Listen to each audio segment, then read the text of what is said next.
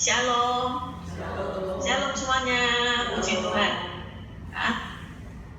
Jadi saudaraku yang dikasih oleh Tuhan, seperti puji-pujian tadi yang mengatakan banyak hal tidak kami pahami, tapi satu yang kami percaya, satu yang kita semua percaya, bahwa tangan Tuhan tidak pernah melepaskan tangan kita, dan itu yang memberikan kekuatan kepada kita. Amin saudara.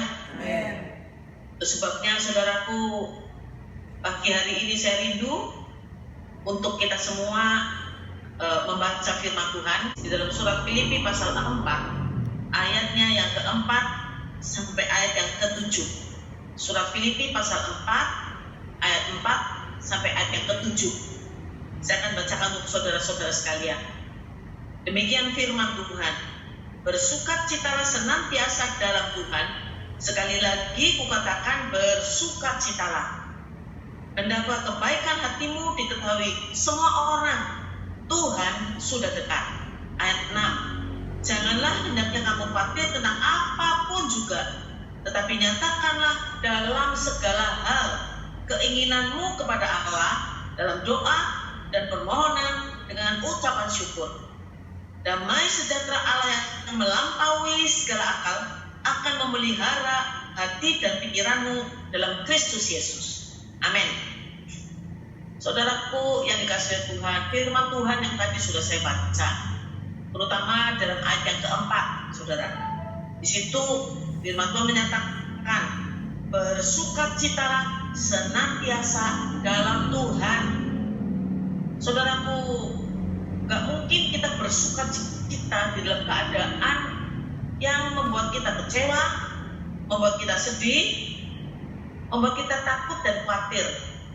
Sangat sulit untuk kita menguasai diri sehingga kita tetap ada sukacita.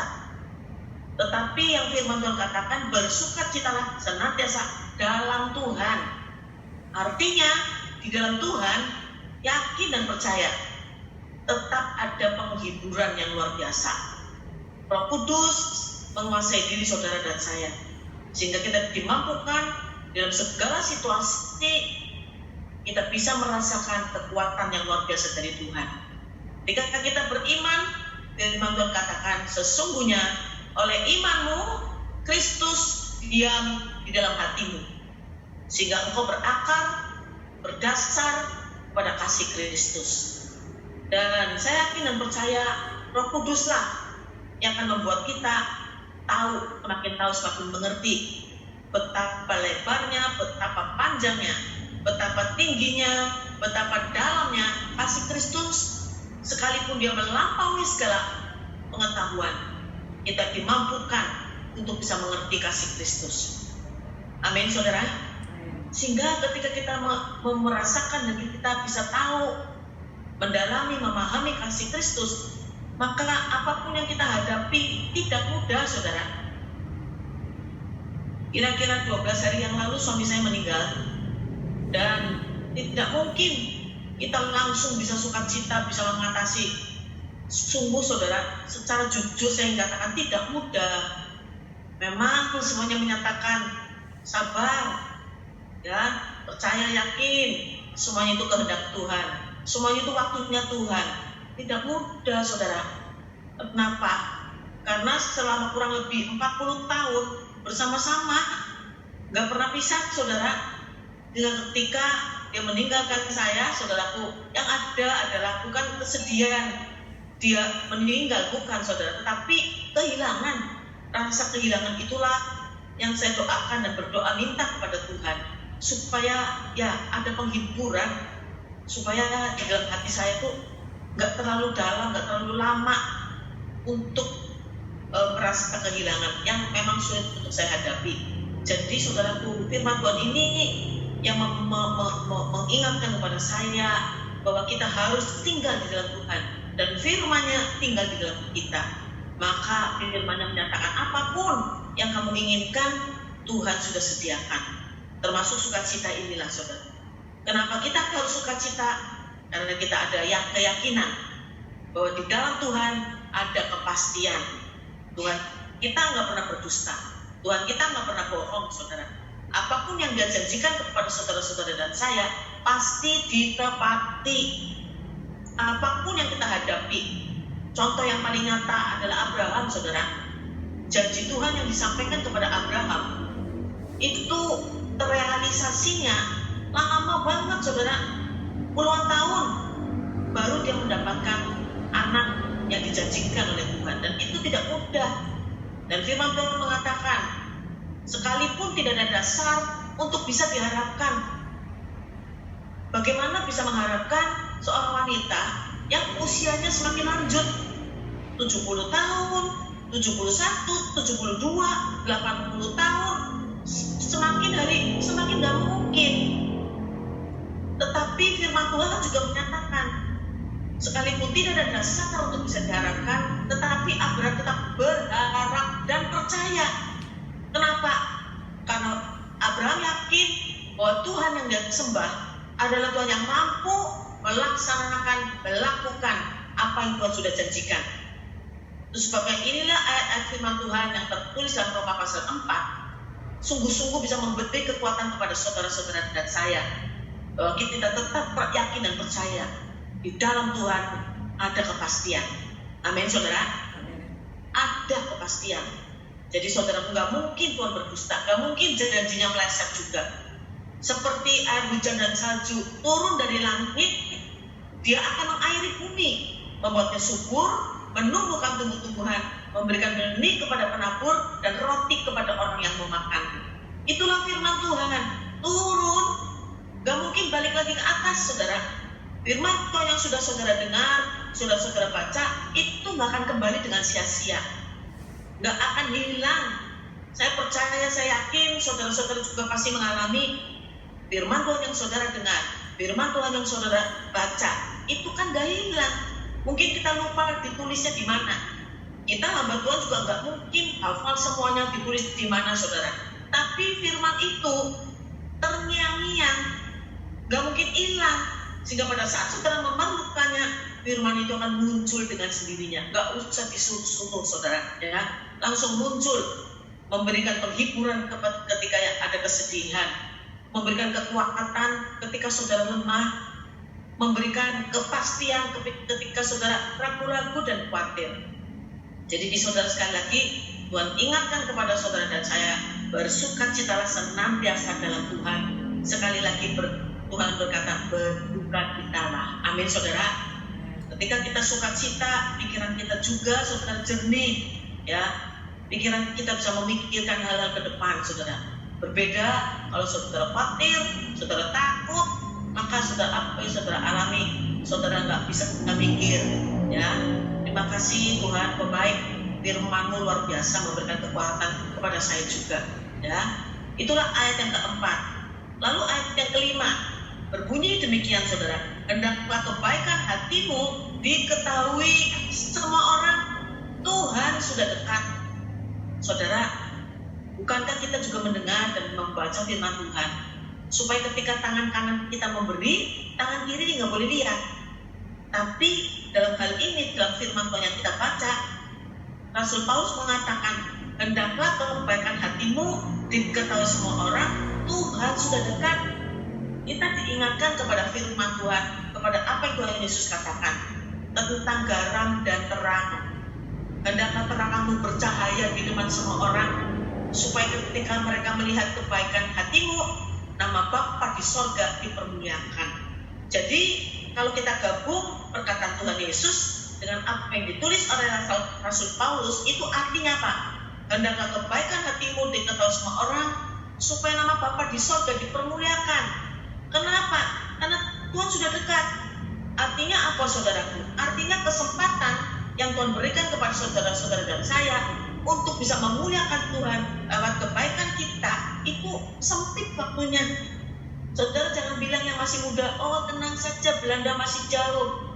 Saya ingin sampaikan, saudara, saat ini, sekarang ini banyak sekali loh, bukan orang tua yang meninggal loh, saudara, kena serangan jantung, kena stroke dan lain-lainnya. Banyak sekali anak-anak muda juga terkena stroke, tiba-tiba meninggal, saudara, usia 22 tahun baru pulang dari pertemuan bersama-sama dari Bali, senang-senang, saudaraku, pulang ke rumah, saudara bilang rasanya tuh pening, sakit kepala, masih 22 tahun. Oleh mamanya, saudaraku dibawa ke dokter, ke rumah sakit terdekat, meninggal. Jadi saudaraku, Tuhan sudah dekat. Apakah artinya Tuhan sudah dekat itu Tuhan datang kedua kali? Atau artinya sudah dekat saudara-saudara dan saya, ya sudah mendekati Tuhan. Jadi saudaraku, Tuhan kasih waktu kepada kita, menurut firman-Nya, itu adalah 70 tahun usia kita, saudara. Kalau kuat 80 tahun, lebih dari 80 tahun, itu bonus. Makanya saudaraku yang dikasih Tuhan, kapan kita dipanggil oleh Tuhan, kapan Tuhan sudah akan datang, kita tidak tahu. Kalau benar memang waktunya 70 tahun, saudara, artinya ya inilah saudara, usia saya sudah 69, ya, tahun depan 70, saudara. Ya, jadi saya bersyukur. Tapi sekali lagi yang muda-muda jangan pikir, saudaraku, semuanya itu sudah ngantri, ya.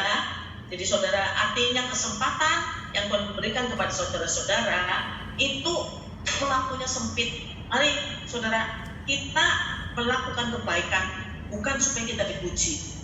Beda loh saudara, baik dan benar itu beda.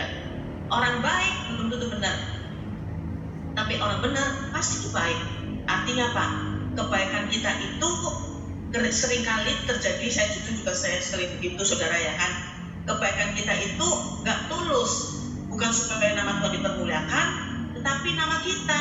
Oh, Ibu Imelda baik ya, begitu loh saudara, ya kan?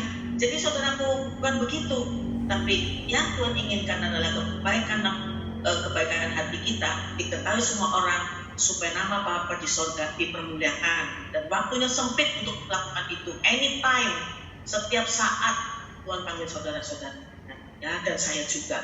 Amin saudara. Sehingga saudara benar-benar harus berjuang untuk melakukan kebaikan apa saja, ya.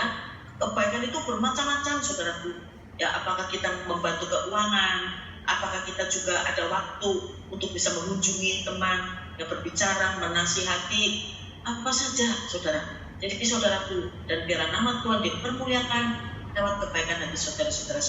Amin saudara. Dan ayat yang ke-6 menyatakan, penting sekali ayat ke-6 ini, janganlah hendaknya kamu khawatir tentang apapun juga. Di dalam khotbah saya yang lalu, saya sudah berbicara tentang kekhawatiran. Dan hari ini pun bukan sekebetulan Tuhan berbicara kepada saudara dan saya tentang kekhawatiran juga. Jangan khawatir, kata Tuhan.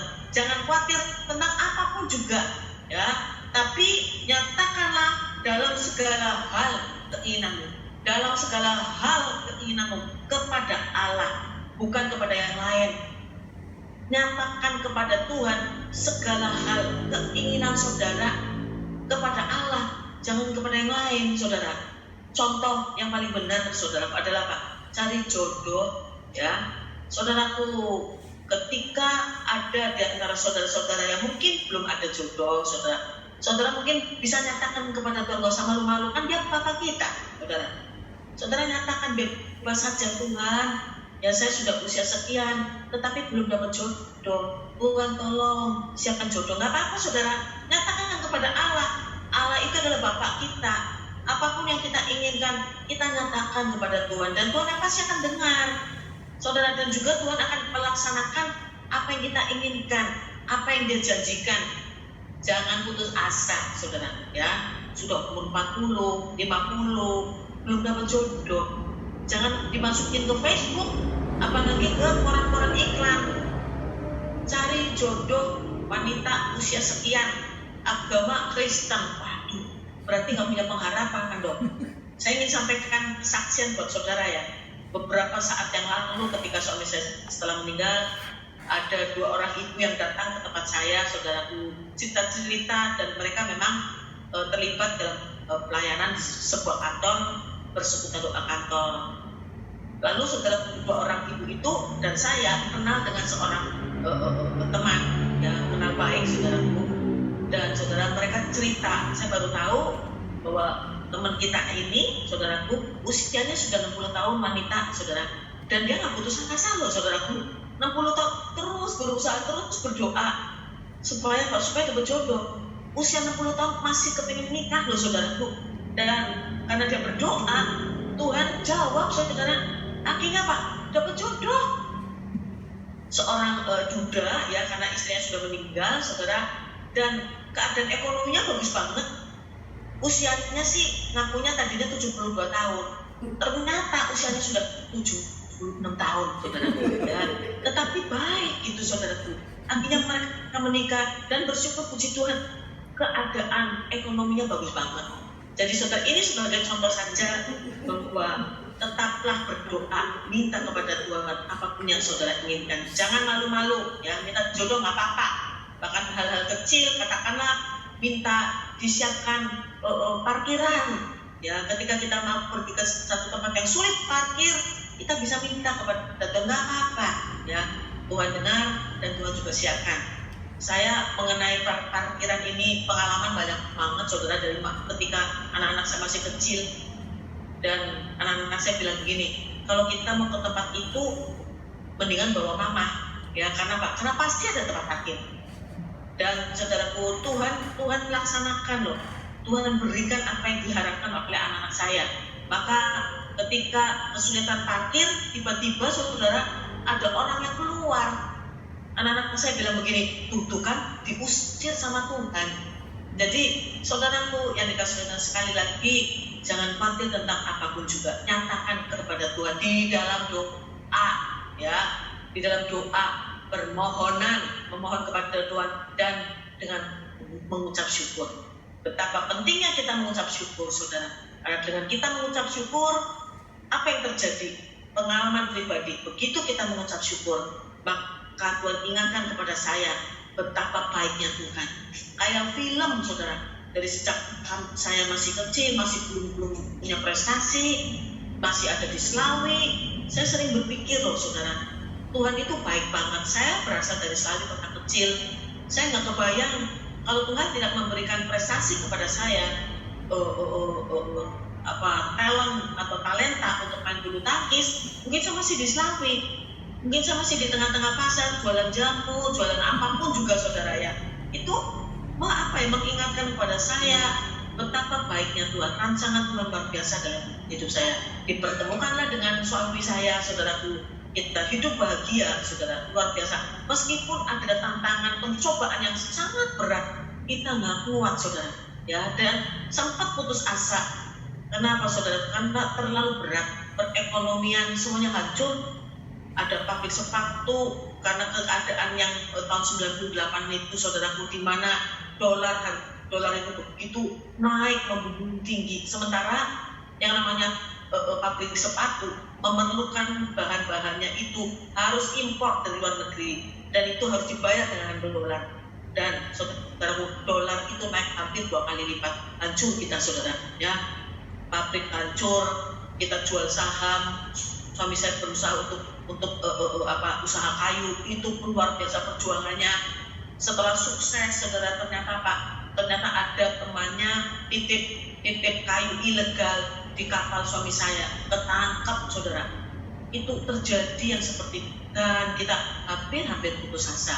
Tetapi saudaraku, makanya kalau saya menyatakan kepada saudara saat ini, percaya saja, yakin bahwa janji Tuhan itu nggak pernah meleset. Kita mungkin saat ini belum mengerti, tetapi yakin, saudara, Tuhan itu akan menepati janjinya. Terima kasih Tuhan. Amin, saudaraku. Dan itu ayat yang ke-6, ya. Ayat yang ke-7, saudaraku. Damai sejahtera Allah yang melampaui segala akal akan memelihara hati dan pikiranmu di dalam Kristus Yesus. Ya. Damai sejahtera Allah yang melampaui segala akal akan memelihara hati dan pikiran saudara.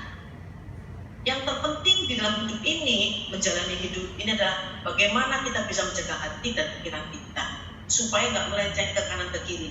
Apapun yang kita hadapi, jaga hati kita, ya. Dan yang bisa menjaga hati kita itu hanya firman Tuhan.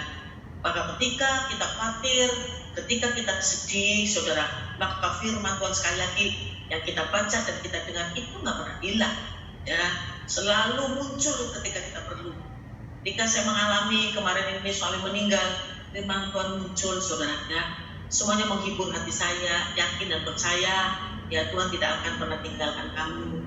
Dan kemudian juga gak usah khawatir tentang apa saja. Tuhan Tuhan akan memberikan kepada saya apapun yang saya inginkan, apapun yang saya pikirkan, lebih daripada apa yang saya doakan dan saya pikirkan. Jadi saudaraku, saat ini yang terpenting adalah saudara benar-benar memelihara damai sejahtera Allah yang melampaui segala akal itu. Supaya hati dan pikiran saudara itu dipelihara oleh Tuhan. Tidak pernah berpikir macam-macam, karena hati saudara tetap dijaga oleh firman. Amin saudaraku. Saya berdoa supaya jemaat Tuhan yang mengalami masalah tidak mudah, saudara. Pandemi ini membuat orang itu kehilangan pekerjaan. Pandemi yang saat ini dialami membuat orang-orang itu juga income-nya berkurang. Banyak sekali perusahaan-perusahaan juga hancur, saudara. Dan itu tidak mudah. Kita nggak bisa menyatakan, oh Tuhan jahat, Tuhan merancang hal jahat, nggak mungkin. David puji-pujian tadi benar-benar memberikan kekuatan kepada kita. Banyak hal yang tidak kita pahami, tapi satu hal yang pasti, tangan Tuhan tidak pernah melepaskan tangan kita. Amin saudaraku.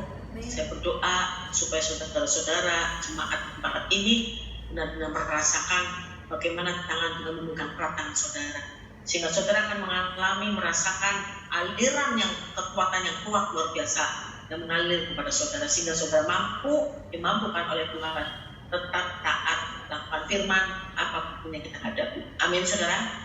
Puji Tuhan, Tuhan Yesus memberkati saudara semua. Amin.